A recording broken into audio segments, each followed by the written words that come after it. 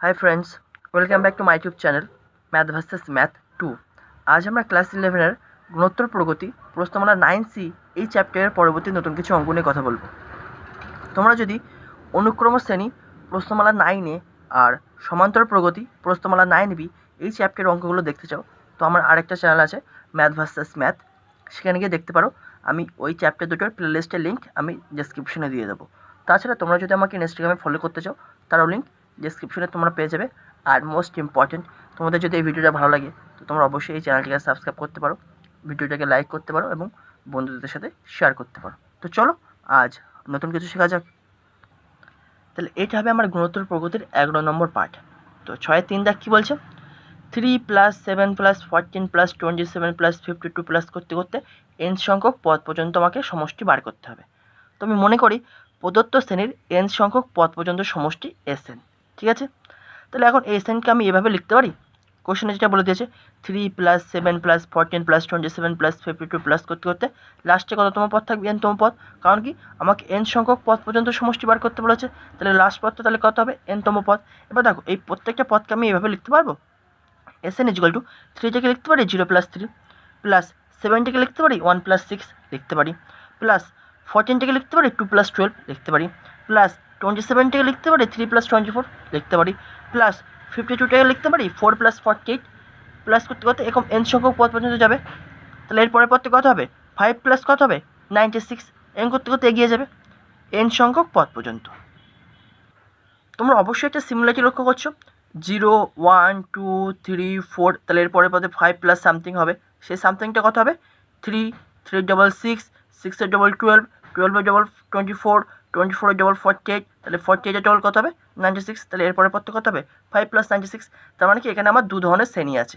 তাহলে দু ধরনের শ্রেণীটাকে আমি আলাদা করে নিচ্ছি। তাহলে প্লাসের বাম পাশের পদগুলোকে নিয়ে একটা শ্রেণী হচ্ছে, আর প্লাসের মানে এই ব্র্যাকেটের মধ্যে প্লাসের কথা বলছি, প্লাসের ডান পাশের পদগুলোকে নিয়ে আর একটা শ্রেণী হচ্ছে। তাহলে কী পাচ্ছি? বা Sn = 0 + 1 + 2 + 3 + 4 করতে করতে কত পর্যন্ত যাবে? n সংখ্যক পদ পর্যন্ত। প্লাস এবারে এই প্লাসের ডান পাশের পদগুলোকে নিয়ে 3 + 6 + 12 + 24 + 48 n করতে করতে কত দূর পর্যন্ত যাবে? কারণ টোটাল পদ n সংখ্যক পদ পর্যন্ত, তাহলে এটাও যাবে n সংখ্যক পদ পর্যন্ত, ঠিক আছে? এবার দেখো, এবার এখানে একটা জিনিস তোমার বোঝার আছে। এই যে শ্রেণীটা, প্রথম যে শ্রেণীটা আছে, এখানে কিন্তু শূন্য একটা পদ হিসেবে ধরে তবে n সংখ্যক পদ হচ্ছে, ঠিক আছে? তাহলে আমি শূন্যটাকে যদি আমি বাদ দিয়ে দিই, তাহলে তখন পদ সংখ্যা তাহলে কত? একটা কমে যাবে। তাই আমি লিখেছি Sn = 1 + 2 + 3 + 4 n - 1 সংখ্যক পদ পর্যন্ত। কারণ কি, শূন্যটাকে এখন বাদ দিয়ে দিয়েছি। শূন্যটা যদি বাদ দিয়ে দিই তাহলে টোটাল পদ n থেকে একটা কমে যাবে। তাহলে n থেকে একটা কমে যাওয়া মানে কি, টোটাল পদ এখন কত হয়ে যাবে? n - 1 সংখ্যক। আশা করি তোমরা যা বুঝতে পেরেছো। আর এর নিচে যাতে তোমার গুণোত্তর প্রগতিতে আছে 3 + 6 + 12 + 24 + 48 করতে করতে n সংখ্যক পদ পর্যন্ত, যার প্রথম পদ 3 আর সাধারণ অনুপাত কত? 2। এবার দেখো, এবারে সমষ্টি আমার বার করতে হবে। সমষ্টি মানে কি, এই জিনিসটার সমষ্টি প্লাস এই জিনিসটার সমষ্টি। তাহলে আমরা জানি এটা কিসের আছে? সমান্তর প্রগতি বা প্রথম n সংখ্যক স্বাভাবিক সংখ্যার যোগফলের ফর্মুলা লাগাতে পারো। তাহলে আমরা কি জানি? প্রথম n সংখ্যক স্বাভাবিক সংখ্যার সমষ্টি কত হয়, বা n সংখ্যক পদের সমষ্টি, বা এটা স্বাভাবিক সংখ্যা লিখে নেবো তোমরা। প্রথম n সংখ্যক স্বাভাবিক সংখ্যার সমষ্টি কত হয়? n × n + 1/2, তাই তো? তাহলে এখানে টোটাল পদ সংখ্যা কত আছে? এখানে n সংখ্যকের ফর্মুলা দিয়ে বলেছে, এখানে টোটাল পদ আছে n - 1। তাহলে এখানেও তাহলে আমি n এর জায়গায় কত পুট করবো? n - 1। তাহলে তাই পুট করেছি। Sn = তাহলে n এর জায়গায় কত পুট করবো? n - 1। তাহলে n - 1 × n - 1 + 1/2। তাহলে এটা হয়ে গেল n - 1 সংখ্যক পদ পর্যন্ত সমষ্টি। প্লাস এবারে এইটা দেখো, এটা একটা গুণোত্তর প্রগতি বা গুণোত্তর শ্রেণী। তাহলে যার প্রথম পদ কত? 3। সাধারণ অনুপাত কত? দেখো 2 গুণ করে করে এগিয়ে যাচ্ছে না, তাহলে সাধারণ অনুপাত কত হবে? r। আর কত হবে? তাহলে 2। তাহলে r এর ভ্যালু কত? 1 এর থেকে বড়। তাহলে এখানে এক্ষেত্রে n সংখ্যক পদের সমষ্টি কোন ফর্মুলা লাগবে? a × r⁴ n-1/r-1, তো সেটা লাগিয়েছি। তাহলে a মানে কি, প্রথম পদ মানে 3 × r, r মানে কত? সাধারণ অনুপাত, দ্যাট ইজ 2^n, কারণ n সংখ্যক পদের সমষ্টি বার করছি, -1/r-1, দ্যাট ইজ 2 - 1। এবার এটাকে জাস্ট সিম্পলিফাই করো, তাহলে আমরা কত পাবো? বা Sn = তাহলে -1 + 1 কেটে যাচ্ছে, তাহলে কী পড়ে থাকছে? শুধু n × n - 1/2 plus 3 × 2n - 1/1, that is Sn সময় আমরা কি লিখতে পারি? এটাকে প্রথমে লিখছি। তাহলে নিচে 1টাকে আর লেখার দরকার নেই, তাহলে 3 × 2n - 1 প্লাস n × n - 1/2। তাহলে এটাই হবে এই যে আমাকে শ্রেণীটা দিয়েছে 6-3 থেকে, তার n সংখ্যক পদ পর্যন্ত সমষ্টি হবে এইটা, ঠিক আছে? আশা করি তোমরা বুঝতে পেরেছো। এবার আমরা নেক্সট অঙ্ক যাবো, কত দাগ? 7 দাগ। কী বলছে? বলছে কোনো প্রগতির এনতম পদ 2 ইন্টু 3n-1 প্লাস 1 হলে তার প্রথম r সংখ্যক পদের সমষ্টি নির্ণয় করো। তাহলে কোশ্চেন অনুযায়ী আমরা কি বলতে পারি, মনে করি প্রদত্ত প্রগতির এনতম পদ tn, ঠিক আছে, এবং r সংখ্যক পদের সমষ্টি sr। যদি n সংখ্যক পদের সমষ্টি যদি sn লিখি তাহলে r সংখ্যক পদের সমষ্টি কত লিখবো, sr, ঠিক আছে। তাহলে আমি ধরছি প্রদত্ত প্রগতির এনতম পদ tn, কিন্তু ওরা বলছে এনতম পদ এইটা, দ্যাট ইজ আমি কি লিখতে পারি, tn is equal to 2 into 3n-1 plus 1। তাহলে এটাকে আমি 1 নম্বর ইকুয়েশন দিচ্ছি। এবার আমার দরকার r সংখ্যক পদ পর্যন্ত সমষ্টি। তাহলে n এর জায়গায় যখন আমি 1 পুট করবো তাহলে t1 মানে প্রথম পদটা পাবো।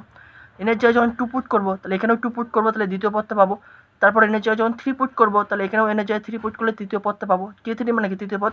এরকম করতে করতে যখন n এর জায়গায় r পুট করবো তাহলে এখানেও n এর জায়গায় r পুট করলে tr, দ্যাট ইজ r তম পদটা পেয়ে যাবো। তারপরে লাস্টে কী করবো, t1 plus t2 plus t3 করতে করতে tr পর্যন্ত যোগ করে দিলে আমার কী হয়ে যাবে, r সংখ্যক পদের সমষ্টি হয়ে যাবে। তো সেটাই করছি। এখন একে n is equal to 1 2 3 dot dot r বসিয়ে পাই। তো বসাও, তাহলে কী পাবো, তাহলে t1 ইজ ইকুয়াল টু কত পাবো, 2 into 3n-1 plus 1 equal to, তাহলে কি লিখতে পারি, 2 ইন্টু 3 0, 1 - 1 মানে কি 0 প্লাস 1। এবার এনে যায় 2 পুট করো, তাহলে t2 সমান কী পাবো, 2 into 3 - 1 plus 1 is equal to 2 into 3 - 1 মানে কি শুধু 1 লিখতে পারি প্লাস 1। এবার এনে যায় তুমি 3 পুট করো, তাহলে t3 মানে তৃতীয় পদ হিসেবে কত পাবো, 2 into 3 - 1 plus 1 is equal to 2 into, তাহলে 3 - 1 মানে কি 2 ইন্টু 3 স্কোয়ার বলতে পারি, তাহলে 2 ইন্টু 3 স্কোয়ার প্লাস 1। তাহলে এম করতে করতে এরপরে 4 5 সব পদ আছে। তারপরে ডাইরেক্ট আমি এবার কী করছি, এনের জায়গায় কত পুট করছি, 4, দ্যাট ইজ tr সমান কত পাবো, 2 ইন্টু 3r-1 প্লাস 1। যেহেতু তলায় তলায় লিখছি সেজন্য এই জিনিসটা আরেকবার লিখে দিয়েছি, 2 ইন্টু 3r-1 প্লাস 1। এবার আমাকে কী বলেছে, r সংখ্যক পদের যোগফল আমাকে বার করতে হবে। তার মানে কি এই বাঁ পাশেরগুলো সব যোগ করতে হবে, তাহলে যোগ করলে এই ডান পাশেরগুলোকে সব যোগ করতে হবে। তাই আমি লিখেছি কি যোগ করে পাই।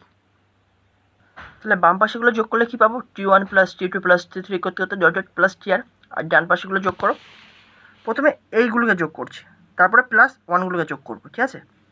তাহলে 2 into 3 plus 2 into 3 plus 2 into 3 square, এম করতে করতে করতে প্লাস 2 ইন্টু 3r-1 প্লাস, কারণ কি এদের মধ্যে তো প্লাসের সম্পর্ক। তাহলে এবার 1গুলোকে এবার একসাথে যোগ করছি, তাহলে 1 প্লাস 1 প্লাস 1 কত দূর পর্যন্ত যাবে, কারণ কি শেষ পদ তো r তম পদ, দ্যাট ইজ তাহলে কটা এক যোগ আছে, r সংখ্যক এক যোগ আছে, দ্যাট ইজ 1 প্লাস 1 প্লাস 1 কত সংখ্যক, r সংখ্যক। কারণ কি শেষ পদ যদি r হয় তাহলে প্রতিটা পদের সাথে তোমার এক যোগ আছে, তাহলে আরও থাকবে কটা, সরি একও, তাহলে কটা যোগ থাকবে, 8টা। তাই লিখেছি 1 প্লাস 1 প্লাস 1 r সংখ্যক, ঠিক আছে। এবার এটাকে সিম্পলিফাই করছি। এবার আমি প্রথমেই বলে দিয়েছিলাম যে এই যে আমাদের গুণোত্তর প্রগতি বা যে প্রগতিটা দিয়েছে, গুণোত্তর প্রগতি বলবো না কারণ কোশ্চেনে প্রগতি বলেছে শুধু, তাহলে প্রগতিটার r সংখ্যক পদের সমষ্টি আমরা ধরে নিয়েছিলাম sr। তাহলে এটা হলো গুণোত্তর পদ্ধতির প্রগতিটির r সংখ্যক পদের সমষ্টি। তাহলে এই r সংখ্যক পদের সমষ্টির পরিবর্তে এখন কি লিখতে পারি, sr লিখলাম ইজ ইকুয়াল টু 2। দেখো এই প্রথম যেটা ব্র্যাকেটের মধ্যে লিখেছি, আর বলো না বস, এত মশা উঠছে ক্যামেরায় ধরতে দিচ্ছে না, তো সরি ফর দ্য ডিস্টারবেন্স। এবার দেখো, এবার আমি কি বলেছি, প্রত্যেকটা পদের সাথে 2 গুণ আছে, তাহলে আমি 2 গুণ করে নিচ্ছি প্রথম ব্র্যাকেটের মধ্যে, 2 কমন নিচ্ছি, তাহলে 2 কমন নিলে কী পাবো, 3 প্লাস 3 প্লাস 3 স্কোয়ার প্লাস করতে করতে প্লাস 3r-1। এবার দেখো 5টা এক যদি যোগ করো তাহলে কত পাবা, 5 পাবা। তাহলে আরখানা এক যদি যোগ করো তাহলে কত পাবো, r পাবো। তাই লিখেছি প্লাস r, ঠিক আছে। বা sr is equal to 2 into, তাহলে 3 মানে আমি কত লিখতে পারি, 1। 3 মানে কি শুধু 3 লিখতে পারি, প্লাস 3 স্কোয়ার এম করতে করতে প্লাস 3r-1 প্লাস r। এবার দেখো তাহলে এই যে 2 ইন্টু এই যে ব্র্যাকেটের মধ্যে যে জিনিসটা, দাঁড়াও বস মশাটা আবার এসছে, এরাও মনে হয় স্কুল কলেজে পড়াশোনা করে মশারা, কি চালাক, এমনভাবে ঘুরছে যাতে না মারতে পারি। তো চলো মশার কামড় খেয়ে করা যাক। দেখো এটা একটা গুণোত্তর প্রগতি, তো কারণ 1 3 স্কোয়ার করতে করতে এগিয়ে যাচ্ছে, মানে 3 গুণ করে এগিয়ে যাচ্ছে। তাহলে এই গুণোত্তর প্রগতিটার প্রথম পদ কত, প্রথম পদ আমরা জানি এই হিসেবে আমরা ডিনোট করি, প্রথমে কি আছে 1, তাহলে 1। আর সাধারণ অনুপাত কত, 3 গুণ করে এগিয়ে যাচ্ছে, তার মানে কি সাধারণ অনুপাত যেটাকে আমরা r দ্বারা ডিনোট করি, কত ভ্যালু 3। তাহলে কি যেহেতু সাধারণ অনুপাত তোমার 1-এর থেকে বড়, তাহলে এক্ষেত্রে n সংখ্যক পদের সমষ্টির ফর্মুলা কী হয়, a ইন্টু r⁻1/r-1। তাহলে এখানে বলো এই আর কিন্তু এই আরের সাথে ইকুয়াল করো না, এই আরটা হচ্ছে তোমার ফর্মুলার আর, এখানকার আর হচ্ছে তোমার r সংখ্যক পদের আর, ঠিক আছে। তো এখানে কতগুলো পদ আছে, ফার্স্ট অফ অল আমাকে জানতে হবে কি এন সংখ্যক পদের সমষ্টি, তার মানে কি এর মধ্যে কতগুলো পদ আছে। অনেকে বলবে এই তো মাথায় r-1 আছে শেষ পদে, তাহলে r-1 সংখ্যক পদ আছে, কিন্তু সেটা কিন্তু ভুল করলে হবে না। 3^1 2 3 করতে করতে r-1 এসেছে, তার মানে কি এখান থেকে শুরু করে এই পর্যন্ত r-1 খানা পদ, কিন্তু প্রথমে তো 1 আছে, তাহলে 1টাও তো একটা পদ, তার মানে কি r-1 plus 1, that is total এখানে r খানা পদ আছে। আবার বলছি, এখানে 3^r-1 আছে বলে তোমরা ভাববা কি লাস্টে তো r-1 আছে পাওয়ারে, তার মানে কি r-1 সংখ্যক পদ আছে, তা কিন্তু না।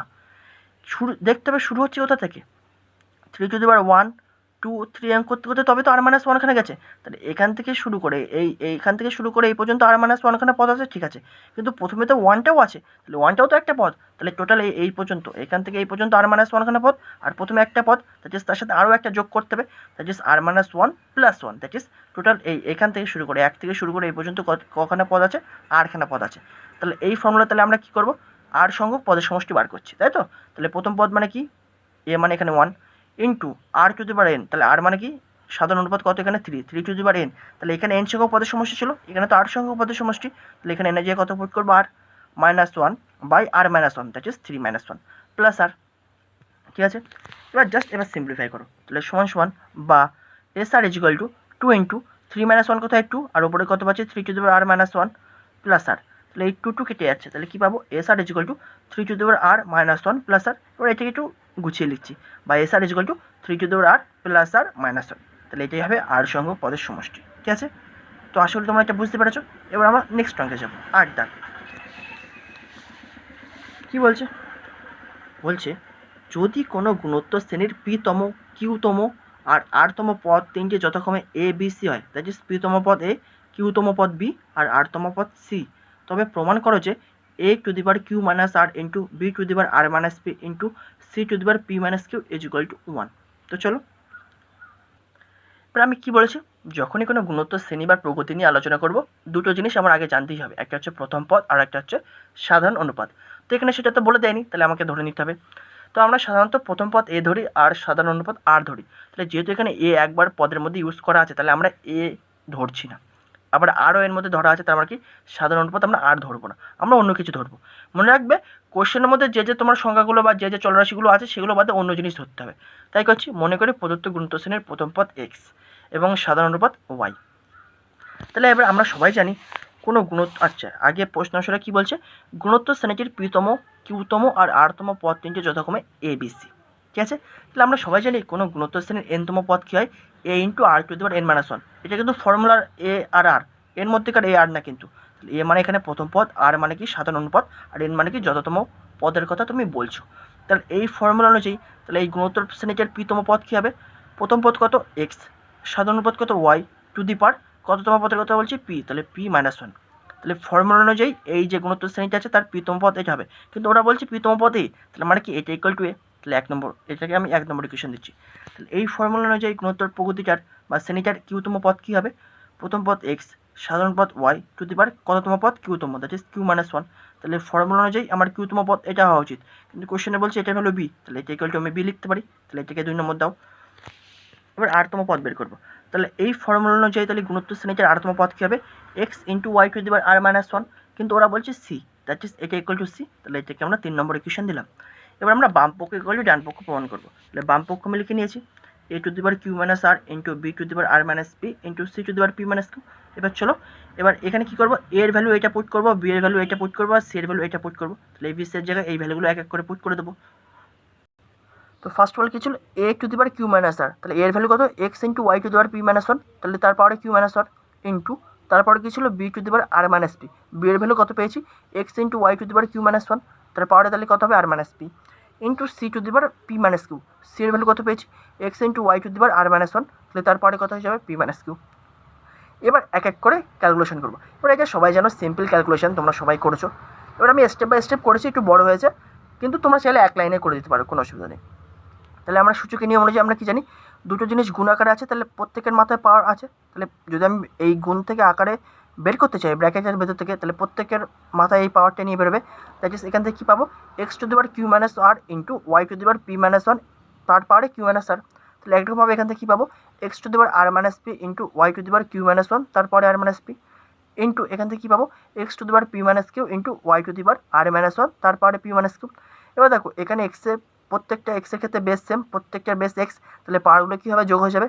এই এক্স প্রত্যেকটার বেস সেম, তাহলে এই পাওয়ারগুলো যোগ করে দাও। তাহলে x to the power q minus r plus r minus p plus p minus q into y to the power, এবার আমরা সবাই জানি কি পাওয়ারে কী হয়ে যায়, গুণ হয়ে যায়, তাহলে গুণ করে দাও। তাহলে y to the power p minus one into q minus r, এখানে গুণ করো y to the power q minus one into r minus p, আর এখানে গুণ করো y to the power r minus one into p minus Q.